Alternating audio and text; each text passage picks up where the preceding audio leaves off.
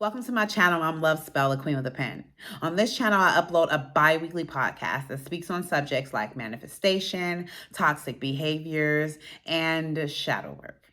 In the meantime, in between time, I'll be uploading videos that dive into subjects like how to set realistic goals for yourself, learning how to raise your energetic vibration, and how to vibe high and stay there. If this seems like something that you're interested in, make sure that you subscribe to my channel, hit that like button, and ring that bell. We about to stir up this pot. Y'all ready or not? Today we gonna get us some willpower. Having willpower is having a strength like no other. Willpower is what allows you to release yourself or remove yourself from obstacles, things that hold you stagnant or have a grip on you and could possibly hold on to you until the day that you die. When you have willpower, you have the ability to change circumstances at will. Understanding its power and how to use it, being aware when we're in the lack thereof and why, and knowing that willpower is needed, yet not mistaking it for stubbornness or trying to win at all costs. We're about to get these mental dumbbells out and work on this mind. Let's talk about it. Willpower is needed when you want to quit smoking, when you want to change or better your diet, when you want to stop overeating, when you want to start a new exercise regimen, or when you want to change your environment, when you want to stop texting or dating that toxic ex. Willpower is what steps in and helps you push past what you've been doing regularly into something new, some new horizon. But often willpower does not actually get utilized until our backs is up against the wall, till we have had enough, till we've decided that the outcome that we've been receiving over and over again by repetitively doing the same thing is done and we cannot tolerate what we're getting anymore. Then and only then do we find the mental strength to utilize our willpower that we've possessed the whole time, just was unable to activate it. So the question is, what do we need willpower for in the first place? There's an old saying: the mind is the devil's playground, while God resides in the heart. Now, often your mind tries to protect you from uncomfortable situations.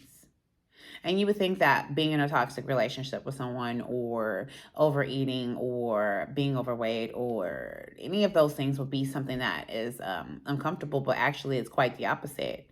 When you build up a routine of doing something that, whether it be positive or negative, there is comfortability in loss. There's comfortability in not, having gains or comfortability in just doing the repetitive motion in the first place. And the brain equivocates that to stability. So what ends up happening is that your mind tries to convince you to not change your regular routine, regardless of what you actually receive from that routine. It is the heart that decides if that regular routine is beneficial to you or if it takes away from you in any. And the heart will yearn for something different in the event that the routine that you've set yourself into is not bringing fulfillment, happiness, grounding, stability, those things. So the mind tries to come out and serve and protect, and it will nag and nag and nag you to continue on with the process that you've been doing since you started. So for example, if you want to stop talking to your ex, your heart may yearn for a better relationship. It may yearn for you to release, wanting to speak to that person, let it go, let them go on about their way, whatever, right? But your mind is what will nag you. Your mind will tell you, oh, it's been hours, just check that person's social media and see what they're doing. I know they're out doing something, you need to check and see, right? And it'll nag you and nag you until you click on that Facebook button, right? Oh, you should just see if they text. You should just see if they called. Check your phone. You know what I'm saying? And if they did text or they did call or whatever, because they might have their own toxic behaviors or their own addictions to you as well, then you're, oh, well, you shouldn't respond. Oh, no, you should respond. Oh, you should just respond dry and cold. Or you should just respond, and it just goes on and on and on until you back on the cycle of repetitive behavior, the same behavior that puts you back into the relationship. And next thing you look up and went from texting to cursing them out to pulling up at their house to sitting on their couch and making amends and back in that same toxic relationship to do that cycle over again. Right.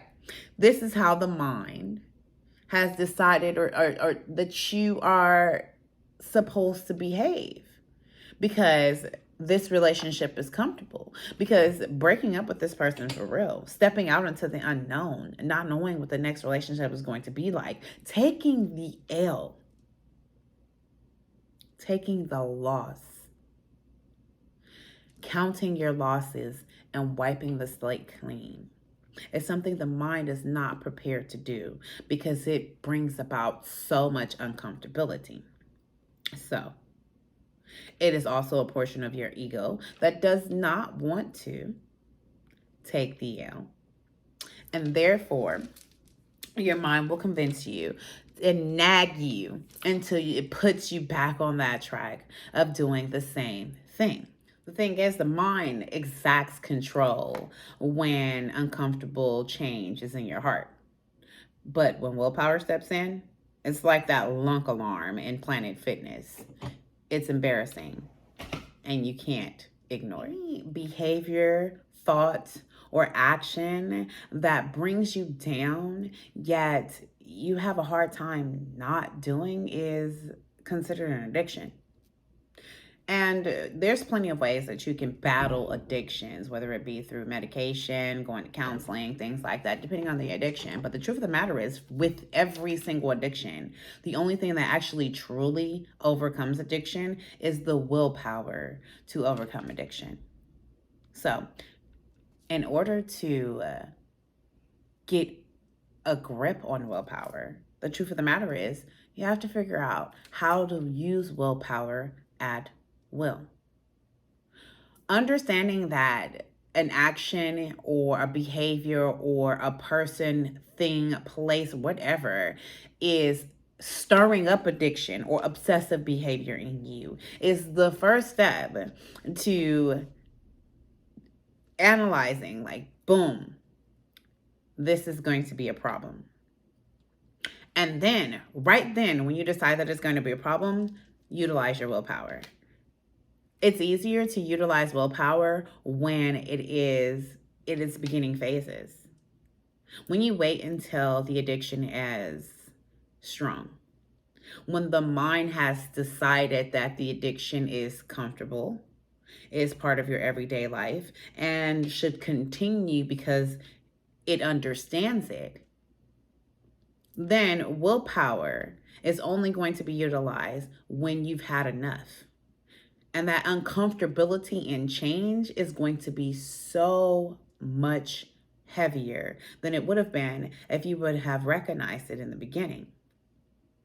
In order for you to recognize addiction, addictive behavior, obsessing over a person, you first must use your intuition. Red flags are not things to ignore. A red flag is a thing to look at. A red flag is that first little whirl on the lunk alarm at Planet Fitness before you have to sound the alarm for the man dropping the dumbbells and grunting and groaning. So what about if you are just lacking in willpower altogether?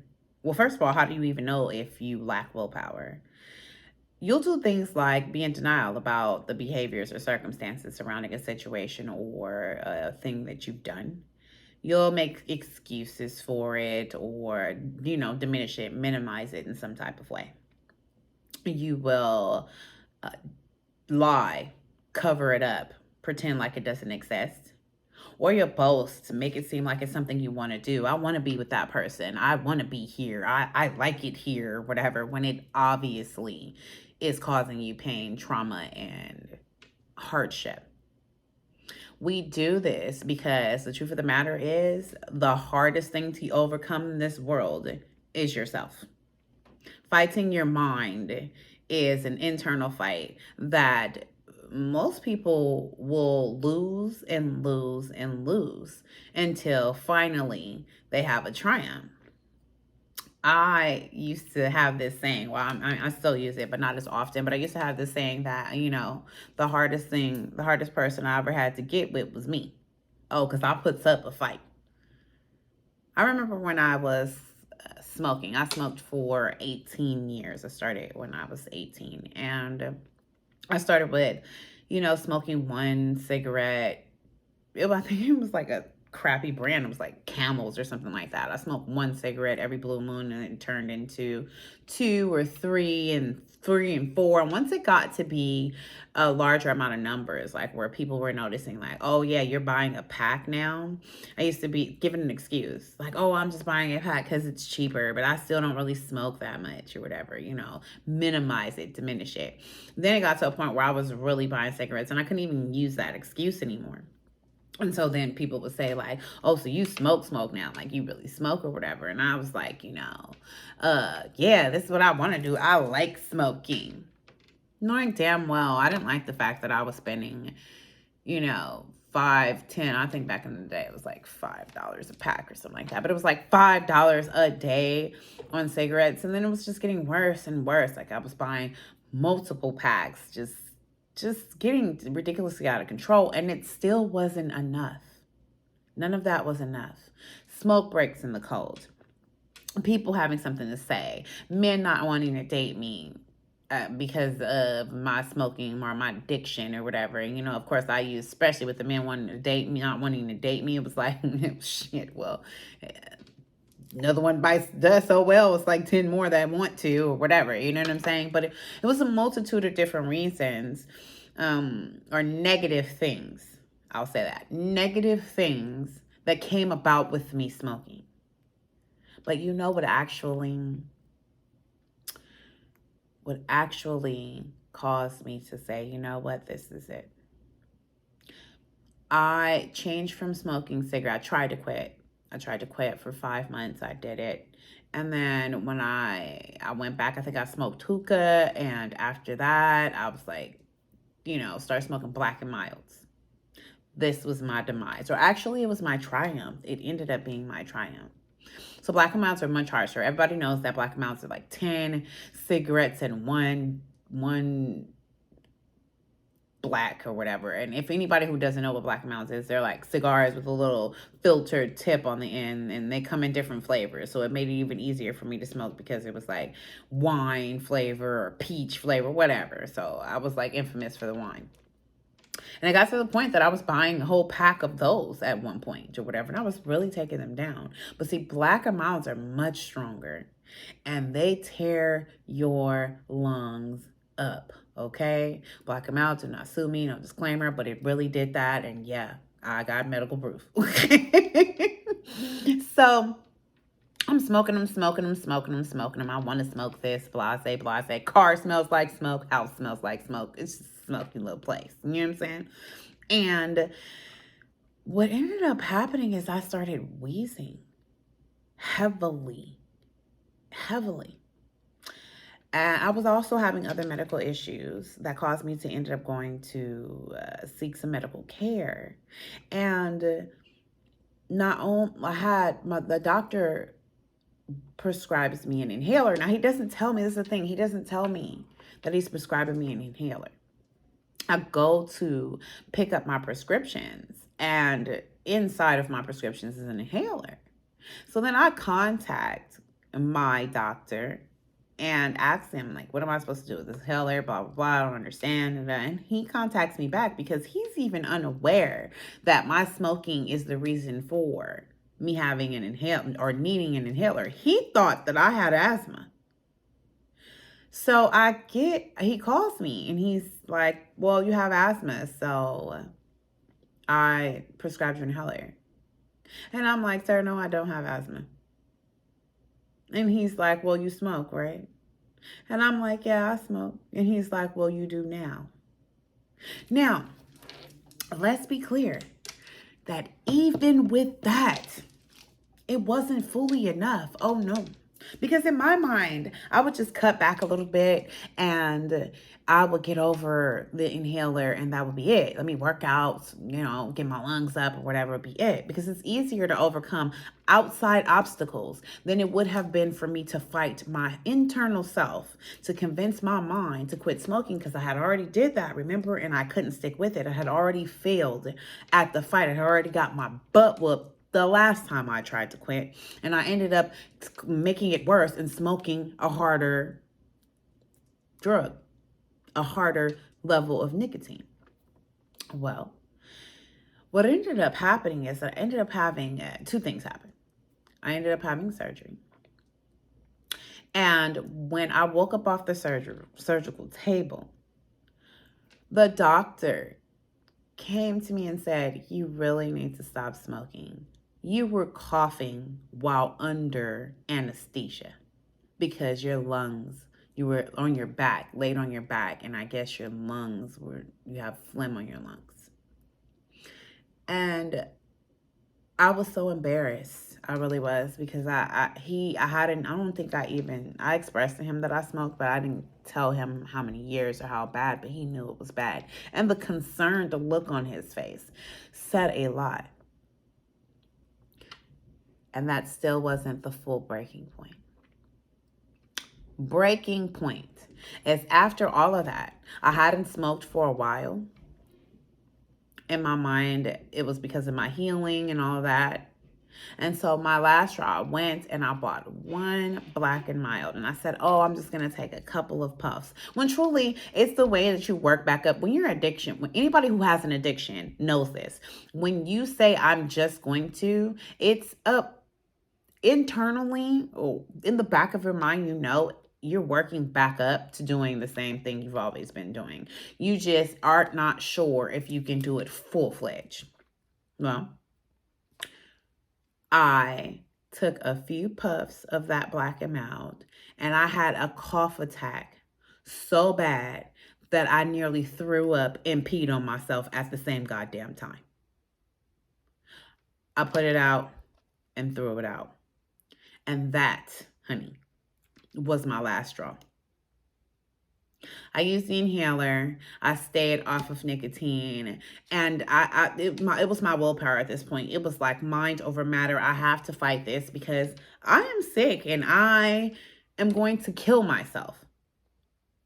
I'm going to kill myself, and I am not ready to die yet, And so waiting until the addiction has gotten to the point that you have nothing left to utilize but your willpower may be what you need for certain instances that have already occurred. But if you can find the power to be able to navigate your willpower in the beginning stages, before an addiction becomes an addiction, when it's just a thought, when it's just the trying action, when you're working on it, you will have all the power in the world. You get to decide what you make comfortable and what can go. When is willpower needed? Willpower is needed anytime you need to stop yourself from behaving inappropriately, causing your own demise, bringing yourself down, or putting a burden on yourself that in the later dates will cause to be something that you'll have to fight to get out of. Or willpower is needed when you need to stop somebody else from being a burden on you, or putting an obstacle in your way, or unloading themselves in some kind of form or fashion onto you. Willpower can be misconcepted with being stubborn. Willpower, people say they are using willpower when they are punishing another person. And that's not willpower. That's just you being an ass, FYI. Willpower is not also being something you use to win an argument or a fight. You know, oh, well, they're not called. They made me mad, so I'm not going to speak to them. I'm going to give them the silent treatment, that passive aggressive behavior. I have the will to wait it out until you do this or do that. Now, if you're still having the toxic expectation that, after you've held out and been this ass that this person's going to come around and grovel at your freaking feet, then that is not willpower. That is you being toxic and trying to have this passive aggressive fight and trying to win at all costs. And that's a whole nother story. I'll probably make a video on trying to win at all costs next time. But willpower is the power of your mind to will yourself into change. Period. Point blank. So let's do our recap. 1, be aware that willpower is a power in itself, and you should utilize it at will when you come across anything that stirs up obsession, addiction, or bad choices or behavior. Be aware when you are not using or don't have the will to power yourself through certain situations. Understand that denying things that obviously are true, accepting things that hurt or do you harm, are all signs of lacking willpower and need to be stamped out immediately. Use your willpower and your intuition right away, and therefore it won't be hard to make the changes because they haven't become comfortable, consistent outcomes in your life. Willpower is there for your mind's strength and ability to shine through, for your heart to step in when your head is steering you in the wrong direction. Don't wait until your back is up against the wall and you have no choice but to utilize your willpower.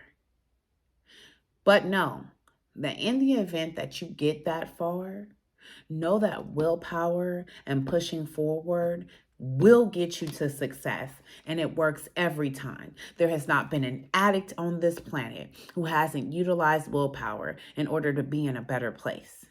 You can have all the tools in the world. You can have all the money, all the help, and all the guidance, but it is the power of your will that forges a change in your heart. I've been stirring up this pot long enough. Bye for now.